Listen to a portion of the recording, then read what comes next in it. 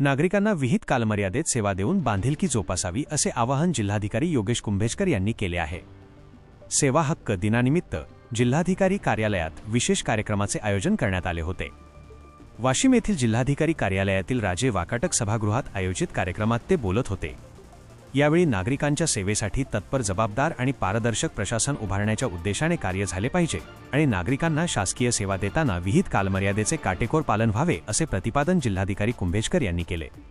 या प्रसंगी अपर जिल्हाधिकारी ब्रिजेश पाटील, निवासी उपजिल्हाधिकारी विश्वनाथ घुगे कारंजा, उपविभागीय अधिकारी कैलास देवरे, महसूल उपजिल्हाधिकारी वीरेंद्र जाधव, तहसीलदार निलेश पळसकर आणि उपविभागीय कृषी अधिकारी संतोष वाळके आदी उपस्थित होते। कार्यक्रमादरम्यान विविध विभागांच्या ऑनलाईन सेवांचा आढावा घेण्यात आला।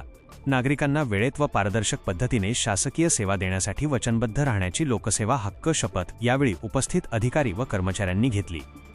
पुढे बोलताना जिल्हाधिकारी म्हणाले की शासकीय सेवेत काम करताना पारदर्शकता, तत्परता आणि लोकाभिमुखता ही त्रिसूत्री कामकाजात प्रभावीपणे राबवावी। सेवा हक्क अधिनियम केवळ कागदोपत्री न राहता अधिकारी व कर्मचाऱ्यांनी त्याची काटेकोरपणे अंमलबजावणी करावी असे आवाहनही त्यांनी यावेळी केले। यावेळी महसूल व कृषी विभागाच्या अधिकारी व कर्मचाऱ्यांना उत्कृष्ट सेवा दिल्याबद्दल प्रमाणपत्रांचे वितरण करण्यात आले। यामध्ये उपविभागीय अधिकारी कैलास देवरे, उपविभागीय कृषी अधिकारी संतोष वाळके, नायब तहसीलदार रंजना गोरे आणि तलाठी दीपक लहाणे यांचा समावेश होता। या कार्यक्रमाचे सादरीकरण जिल्हा प्रकल्प प्रमुख सौरभ जैन यांनी केले।